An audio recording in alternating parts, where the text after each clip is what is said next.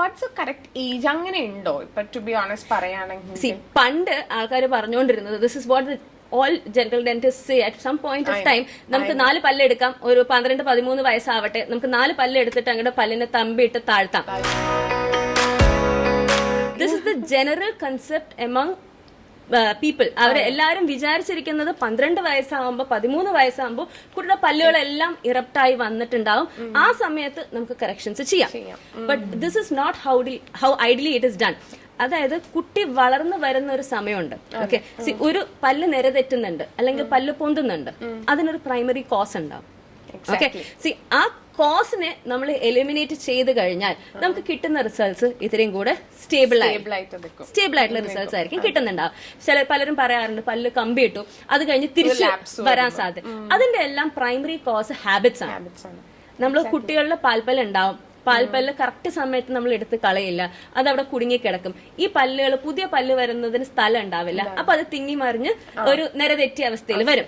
അല്ലെങ്കിൽ കുട്ടികൾക്ക് വായ തുറന്നുറങ്ങുന്ന ബുദ്ധിമുട്ടുകൾ ഉണ്ടാവും, ബ്രീത്തിങ് ഇഷ്യൂസ് ഉണ്ടാവും, അഡിനോയിഡ്സ് ഉണ്ടാവും. അപ്പൊ ഈ കുട്ടികളെല്ലാം വായ തുറന്നിട്ടായിരിക്കും ഉറങ്ങുന്നുണ്ടാവുക. മൗത്ത് ബ്രീത്തിങ് ഒരു മേജർ വില്ലനാണ് ഈ ഓർത്തോ ആൻഡ് അലൈൻമെന്റ് ഇഷ്യൂസ് നോക്കുകയാണെങ്കിൽ. Very true.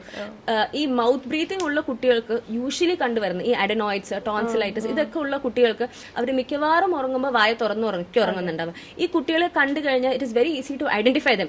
അവർക്കൊരു ലോങ് ഫേസ് ആയിരിക്കും, വായ തുറന്നായിരിക്കും ഇരിക്കുന്നുണ്ടാവുക, ലിപ്സ് എപ്പാർട്ടായിരിക്കും, ഐസ് കണ്ണിന്റെ താഴെ ആണ് മെയിൻ ആയിട്ട് നമുക്ക് നോക്കുമ്പോ തന്നെ ഒരു മൗത്ത് ബ്രീത്തർ ആണോ കുട്ടി എന്ന് അറിയുന്നത്. എപ്പോഴും ഒരു ഡ്രൂപ്പി ഐസ്, കണ്ണിന്റെ താഴെ ഒരു കറുപ്പ് പാട്, എപ്പോഴും മൂക്ക് ഇങ്ങനെ വലിച്ച് മൂക്ക് ഇങ്ങനെ ഒരു ക്രീസ് കാണും കറക്റ്റ് ആയിട്ട്. So these are all signs that ആ കുട്ടി ഒരു മൗത്ത് ബ്രീത്തർ ആണ്.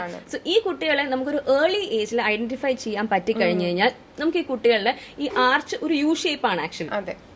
ഈ മൗത്ത് ബ്രീത്തിങ് ഉള്ളത് കാരണം കുട്ടികളുടെ ആർച്ച് നാരോ ആയി വരും.